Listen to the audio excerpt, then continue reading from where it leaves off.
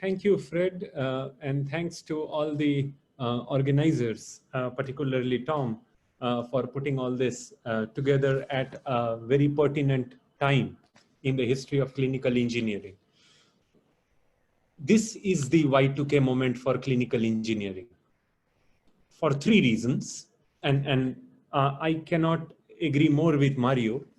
The three reasons that make this the Y2K moment is that clinical engineering and medtech sector is one of the only sectors in global economy that's now moving at a unprecedented growth rate in terms of manufacturing, value creation, and adoption.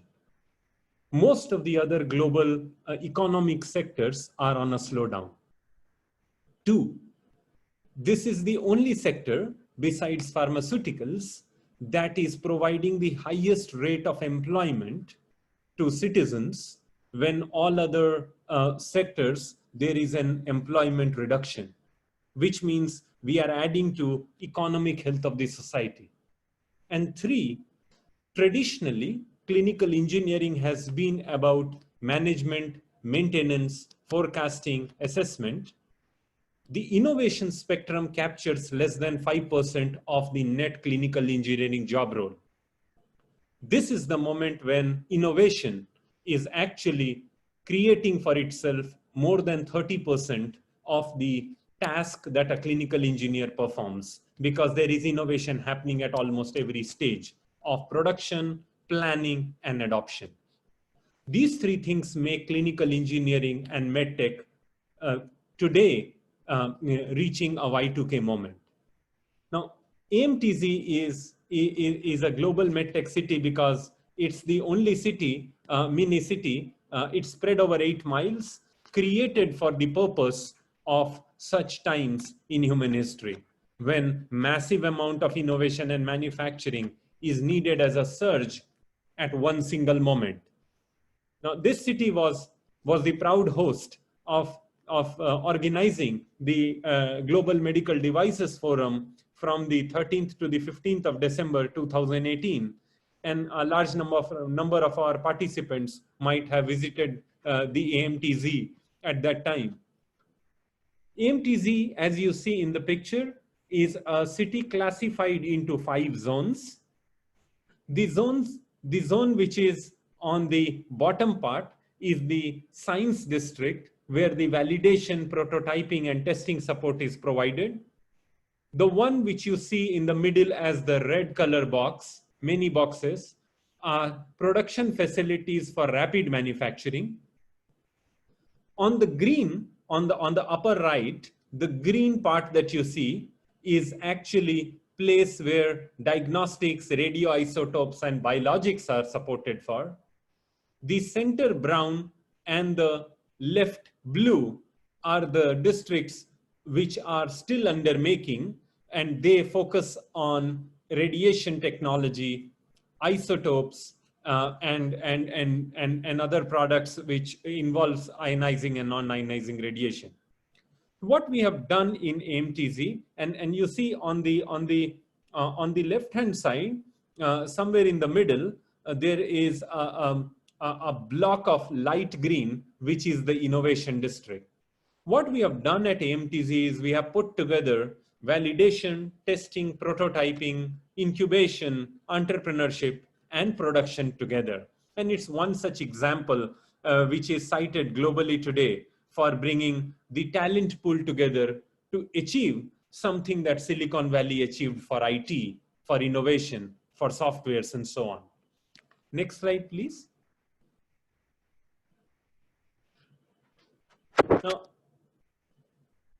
this is an example which from our validation district and testing district, the district which takes care of proof of concept and validation of innovations. You see here some of the largest facilities that are today available for medical technology. On the upper right, you see an EMC center, a center that every medtech entrepreneur and innovator craves for. Apparently, this is world's largest EMIMC center, second only to what NASA has for some of its satellites in the US. We have on the bottom right, one of world's largest 3D printing center with close to 87 3D printers in one place. This is a center where actually an innovator can walk in the morning with an idea of a ventilator or a face shield and can actually walk out with a prototype by evening. Simply because this center can actually take a product or an idea, do a 3D scanning, convert it into an AutoCAD design. From that AutoCAD design, it can feed into the printers where materials can be poured in and the product is molded out by evening. And if you retrofit it with the sensors, valves, and things like that, you actually have a product. And we have these batches going on and on. Next slide, please. We took upon ourselves the challenge of providing the national supplies for a large number of medical products, right from personal protective equipment to a face shield, to a ventilator, rapid transcriptase, RT-PCR, COVID diagnostic kits, ELISA, and everything that is required for COVID management. The reason why I'm mentioning this is that in any clinical engineering ecosystem, if we provide for only one part of the solution, that's not enough. Just like in a hospital, a patient can actually walk in, and in a tertiary care hospital, a patient can be taken care right from nephrology to gastroenterology, cardiology, geriatric medicine, and so on. We forget to realize that people look up to clinical engineering ecosystem not for a part fix, but for a full fix of the problem. So in times of crisis, when you can rise up as a community, as an ecosystem, and can tell, yes, we can handle and support everything, it means a lot. You don't say that we only can supply face shields, because that's good, but that's not good enough. But when you create an ecosystem, build an ecosystem with wonderful partners, that you can absorb responsibility, where you can be a fallback option for anything that's needed in clinical engineering, that's where your value becomes incrementally positive for the entire community and the country. What you see here is one of our many ventilator production facilities. Today we are making 125 ventilators a day. We make ventilators which are both, in clinical engineering terminology, both the turbine-based and compressor-based. In compressor systems, we make ventilators that are with external compressor as well as internal compressor.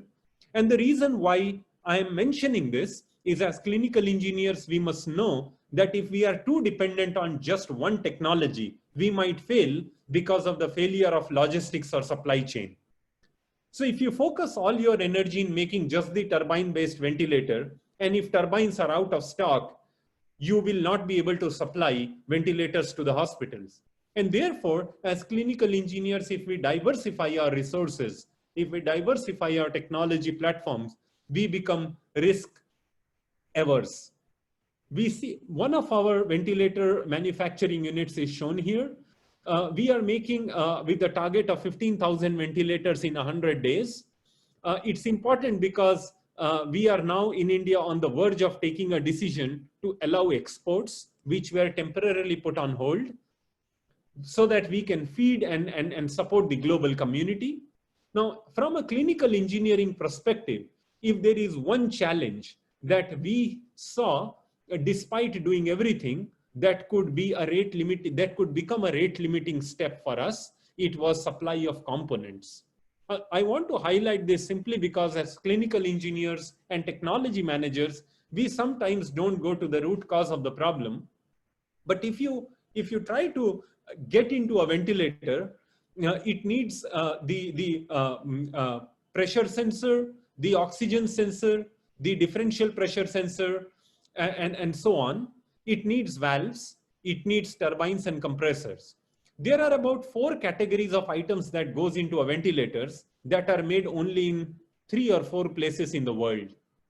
So if you ask for sensors today, there is a global shortage of sensors, and even the best clinical engineering ecosystems have actually gone into a rate limiting step.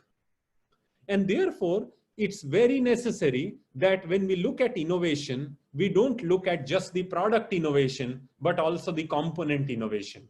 Because if we are able to have a plan around component innovation, making of valves or sensors, and using it as part of our plan of making a ventilator or innovating a ventilator, then we would be more successful than if we were to focus just on ventilators and not looking at the problems of component supply.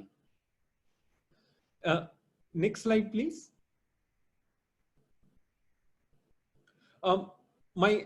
This is one of the facilities that in which we are producing RT-PCR diagnostic kits. Our current capacity of producing RT-PCR COVID diagnostic kits is about 80,000 kits a day. And we are aiming to achieve 500,000 a day in next 90 days with incremental investments and innovations on product lines and assembly systems. Again, from a clinical engineering perspective, if there is one challenge that we have seen is that when the kits are produced across the world, and they range right from antibody kits, the IgG, IgM kits, the ELISA kits, the RT-PCR kits, and so on, globally, we have seen that country A is rejecting the kits coming from country B, country X is rejecting the kits coming from country Y. Now that doesn't solve a clinical engineering ecosystem problem, because guys like us are meant for seamless transaction, seamless management of resources from one place to another. And the challenge that we have seen is that the kit validation protocols are not standardized across countries, which means Brazil or Mexico or Spain or Portugal or India or Bangladesh actually have not come together to make public what is a harmonized kit validation protocol for any of these kits, which means our clinical engineers don't have a clue whether what they are doing is good for themselves, yes, no, good for others elsewhere in the world, yes, no, and if no, what should they do to serve the needs of other global communities? And I think that's a big challenge we have in front of us. The sooner we address it, the better we would be positioned. The challenge one that I mentioned in ventilator is something to do with R&D, manufacturing capability, logistics and supply chain. But the challenge too, which I mentioned in diagnostic kits, is about global knowledge. It has nothing to do with resources. A bunch of clinical engineers and microbiologists, clinical virologists can actually sit across the world and can do it if there is a leadership provided. Next slide, please. We did two more wonderful things. One, we created a mobile, perhaps world's first mobile diagnostic kit for COVID. We created a BSL-2 laboratory fitted with ELISA, RT-PCR, put it over a chassis with an AHU system. Today, this bus, which is known as iLab, infectious disease laboratory, abbreviated as iLab, is actually serving the remotest locations of the country, and we are actually ready to ship it to anywhere in the world. We have been able to make one iLab in 8 days, and we aim to make 100 iLab in 100 days parallelly.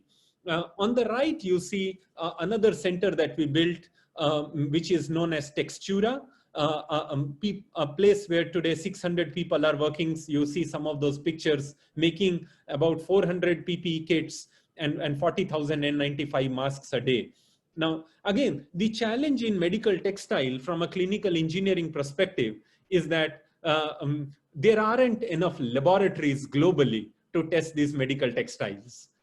And medical textiles have to be tested as per certain ISO standards. And these standards require, for example, a bacterial injection system of 3 kilopascals per minute. And there aren't many labs in the world that can say a product is safe or not safe, because the risk of shipping an unsafe product to a healthcare worker is dangerous. And therefore, as much as a laboratory is needed, as much as production facility is needed. Jatinder, one more minute. Absolutely. The other challenge that medical textile is facing globally is the textiles that we use, which is melt-blown fabric and spun-bound fabric. Clinical engineers never looked at it. It's the textile people who always looked at it. And these siloed knowledge obstructions have today become a challenge, because it's not, we are not trained to understand the supply value chain as a band. We have always been trained to look at things with a siloed approach. Next slide, please. Thank you very much. I hope I finished in time. I look forward to more questions, but it is time we put our value chain understanding, our component supply chain, and our ability to respond to community needs as an ecosystem together and converge as a global team to provide knowledge where the knowledge becomes a gateway. For example, a kit validation protocol that can actually streamline a lot of things. Thank you very much for this opportunity, and congratulations to all of you for putting up a good fight and serving the healthcare community. Great, Jitendra, thank you so much. It's so refreshing to hear intelligent, hyper-intelligent discussion of healthcare challenges that in many other circles it's not being intelligently discussed. So we need to have this become the standard for the way things are discussed on a global scale. So I'd like to encourage our listeners, our audience, to enter any questions that you have in the question and answer panel. At the bottom of your screen, you click and you can submit questions. There's a couple for Jitendra he might be able to answer in written form, but back to you, Fred. Yeah. So our